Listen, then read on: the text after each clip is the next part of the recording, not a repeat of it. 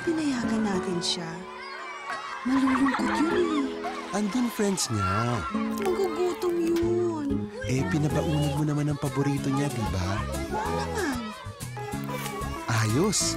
Alam mo namang gusto nun may konting anghang. Anak, kamusta? Ma, okay lang ako. Nasarapan po sila sa niluto kong sweet and spicy. Tama ka. Malaki na siya. Luckily Sweet and Spicy.